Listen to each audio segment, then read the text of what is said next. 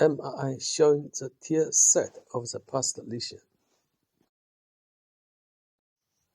The patient is placed in lateral decubitous position. In the joint, tear set thickness and shape are evaluated. Bursa layer is intact. Spine needle with PTL suture is pierced into the joint. A forceps grab PTL suture out of the body. One strand of suture 1 is noted on PTL suture.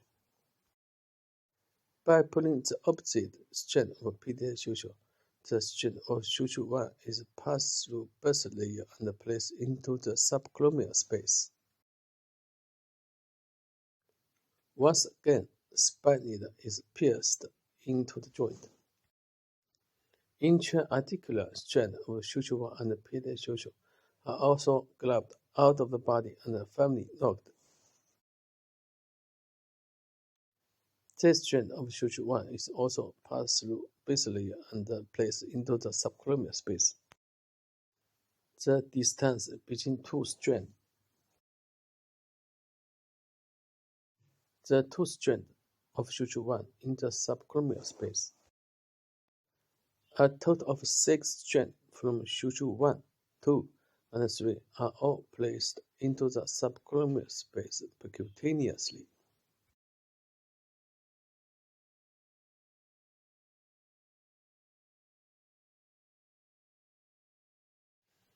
Base layer is intactly retained.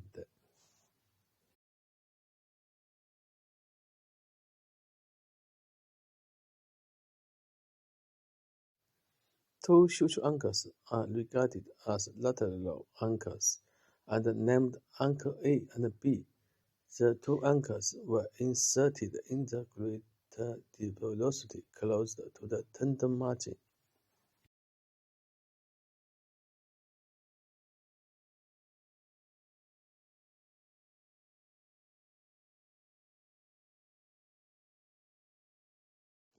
Two strands from suture 3 and anchor A will be grasped out of the body.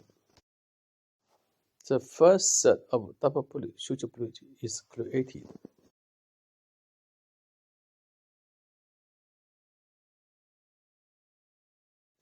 The double pulley suture bridge is delivered into the subclavian space. The double pulley suture bridge will powerfully compress the tendon against the footprint. The opposite two strands will be grabbed out of the body. The two strands are knotted with knot bushing. The third and fourth set of double pulley suture bridge. The fifth and sixth set of double pulley suture bridge. The sixth set of double pulley suture bridge present the crossing pattern and powerfully compress the tendon against the footprint. The tendon on bursa layer is intact with recovered tendon tension.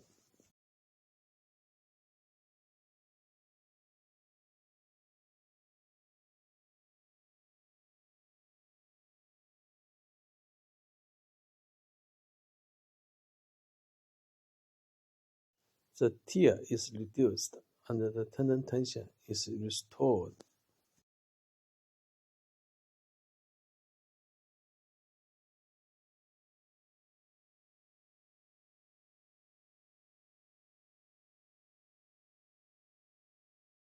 The post-operative MRI. Thank you very much.